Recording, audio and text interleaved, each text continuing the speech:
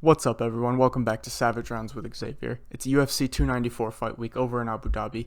Alexander Volkanovski jumping in on short notice to take on Islam Makhachev for the second time. We've got Kamaru Usman also jumping in on short notice, going up a weight class, taking on Khamzat Chimaev in a possible title eliminator. Dana hinted it may be, and I can't wait to get into that card. I've got some good thoughts on it, and we'll talk about that Thursday. But today, we're going to recap UFC Vegas 81. Sodiq Yusuff took on Edson Barboza. It was a pretty good card. There were some fun fights.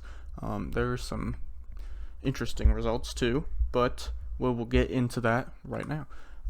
Weekly record went 6-5 this week. Did not have a good week. There are some ones that, looking back, they were bad picks on my part, and some I feel like it was just unlucky. The TJ Brown, Darren Elkins. You guys, if you listen to the predictions episode, I picked Darren Elkins, but I changed my mind last second before the fight started in my Twitter picks, so I ended up going with TJ Brown, which was a stupid one. All the reasons I said in the video for why I thought Elkins was going to win is what happened, so I should have stuck with my gut there.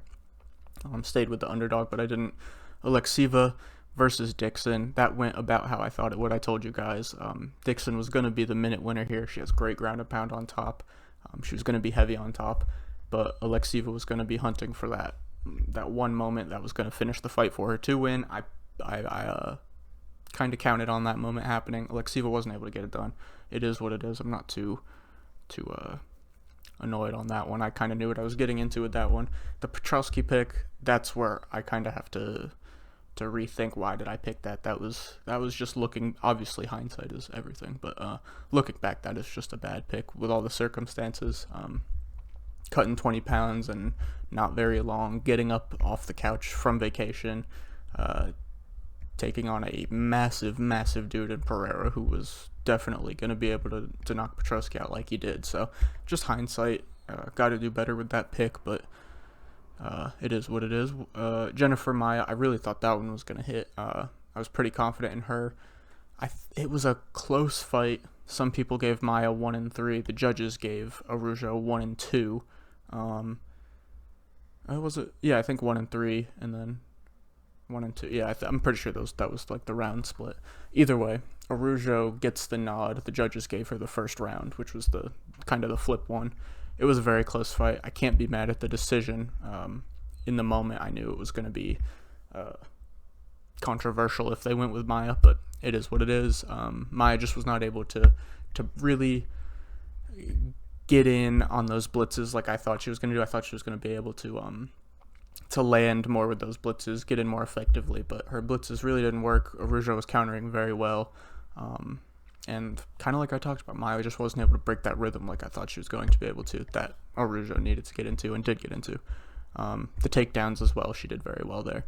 And then main event, Sodiq Yusuff, Edson Barboza.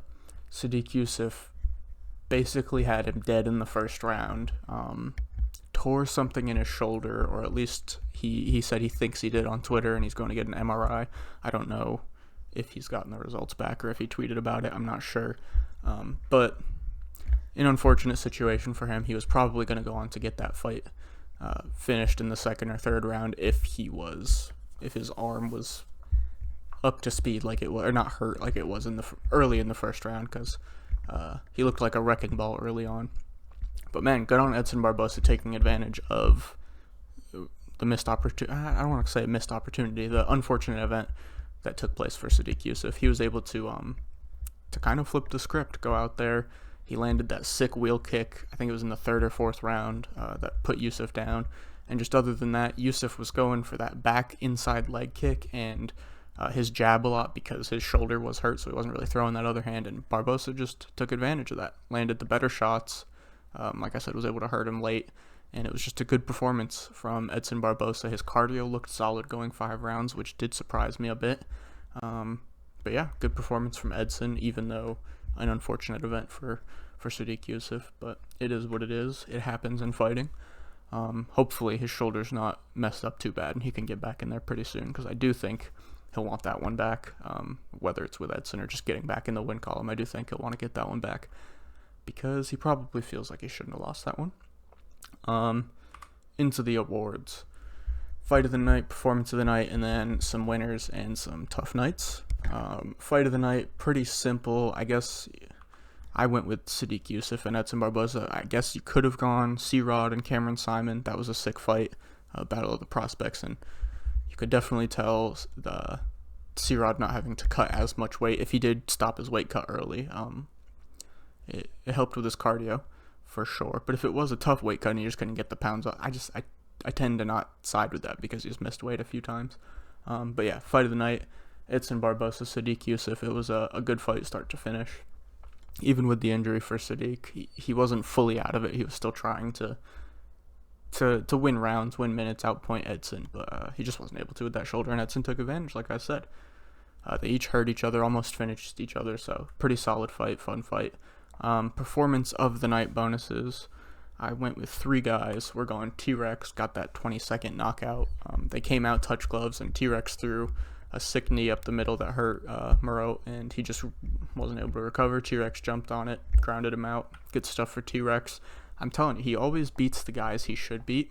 It's when he takes that step up that he tends to struggle. The Drew Dobers, the Bonfims, I can't remember his other loss to a top level guy, and obviously Frivola is the outlier there. That was his debut. He got the quick knockout, which is what he can do. He almost did it to Dober as well, but he tends to struggle when he takes that step up, but beats the guys he should. Next performance, gotta go with Michel Pereira. Also, really quick knockout. There's really not much to say about that one. It was a quick fight. Nothing really happened. Good on Michel Pereira to land early and take advantage of a tough weight cut from Petrosky. And he looked massive at 185 pounds. I don't know. You look at him at 185 pounds, and you wonder how he ever makes 170. So I kind of hope he stays at 185 because he could be a big problem at 185. And last up, it has to be Jonathan Martinez. He came out. We knew what the game plan was going to be. The kicks from southpaw, he throws them beautifully, and he absolutely tore up Adrian Yanez's leg. Tough night for Adrian Yanez.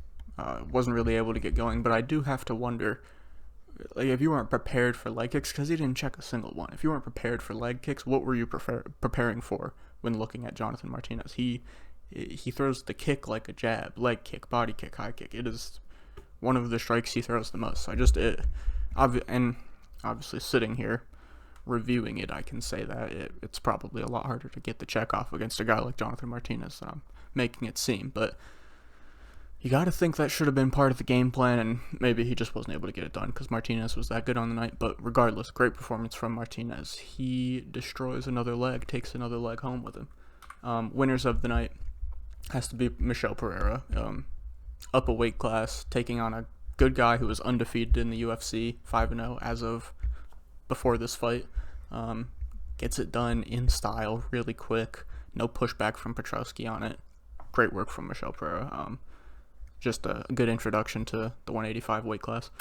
Next up, also Jonathan Martinez. He probably, I was gonna say he probably finds himself in the rankings. Obviously, he's in the rankings. He already was.